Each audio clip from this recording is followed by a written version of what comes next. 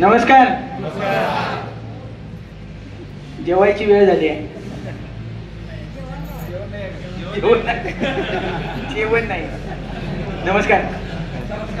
आमच्या समर्थ सोशल फाउंडेशनचे अनाथांचे नाथ इथं बसलेले आहेत.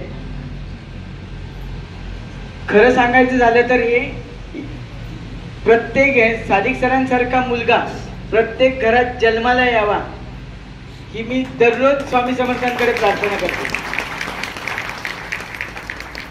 एक प्रसंग सांगतो छोटासा. माझी वडील जेव्हा माझे देहावसान ठेवलं त्यांनी, त्यावेळेला सरांनी फोन करून सांगितलं होता की जरी वडील गेले असली तरी काळजी करू नको, मी तुझ्या पाठीशी आहे. आणि ते स्वतः तिसऱ्या दिवशी सर आले होते. ह्यांच्यासारखे जे काही कर्तबगार आहेत आमचे सागरदादा आहेत, सागरदादांच्या डोक्यावरती एवढा मोठा ताण असतो, तो व्यक्ती घरात सुद्धा वेळ देत नाही. त्या व्यक्तीचा पूर्ण वेळ हा व्यसनमुक्ती केंद्रासाठी असतो. आता तर त्या बाबांनी सुद्धा स्वतःला तिथं झोकून दिलेलं आहे. बाबांनी झोकून दिलंय म्हणून आईनं पण झोकून दिलंय.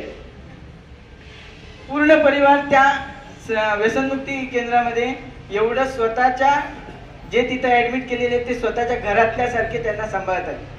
एवढं कुठेही कोणाला सांभाळता येत नाही, कोणी कोणाला सांभाळणार नाही. आपले समर्थ सोशल फाउंडेशनचे सादिक सरांनी जे प्रत्येकाला, आम्ही जे झोनल ऑफिसर आहोत, प्रत्येक जण आमचे डीओ आहेत, आरओ आहेत, त्यांना जी काही शिकवण दिली जाते, जे सरांनी 6 स्तंभ सांगितलेले आहेत, 6 स्तर आहेत, त्या स्तराप्रमाणे प्रत्येक व्यक्ती घडावा ही त्यांची मनापासून तयारी असते. तर प्रत्येकाने इथं आलेल्याने, इथं जे कोण वृद्ध येणार आहेत त्या सगळ्या वृद्धांसाठी मी स्वतः डॉक्टर आहे.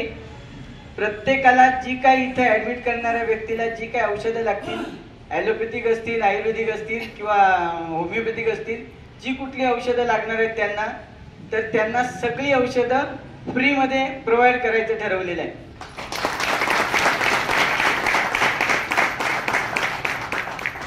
जी काय मदत माझ्या होईल ती मी प्रत्येकाची इथं करेन. कारण काय, मलाही आई वडील नाही आहेत, हे सगळे बसलेले इथं आहेत, हेच माझे आई वडील आहेत. आणि ह्यांनी जी काही शिकवण दिलेली आहे त्या शिकवणीप्रमाणे मी चाललोय. आजपर्यंत कमीत कमी 70 ते 80 महिला आहेत, त्यांची मुलं आज चांगल्या ठिकाणी नोकरीला आहेत, चांगले हे करतायत, पण त्यांना स्वतःच्या आईची औषधं पुरवता येत नाहीत. तर तेवढ्या 70 ते 80 लोकांना आजही मी सांभाळतोय. ही ताकद टाळ्या वाजवण्याचं कारण, ही ताकद यांच्याकडनं आलेली आहे. कारण का पहिला मी फक्त पैसे करत होतो, पण जसा 2018 पासून सरांच्या सानिध्यात आलोय तसे गुण पालटले. आणि प्रत्येकाची सेवा करण्याचं हे जे ध्येय घेतलेले आहे ते अजूनही टिकून ठेवलंय, ह्याच्याही पुढे टिकून राहणार आहे. आणि आमच्या सादिक सरांसारखा प्रत्येकाने प्रयत्न करावा ही सगळ्यांना तुम्हाला विनंती करतो. धन्यवाद.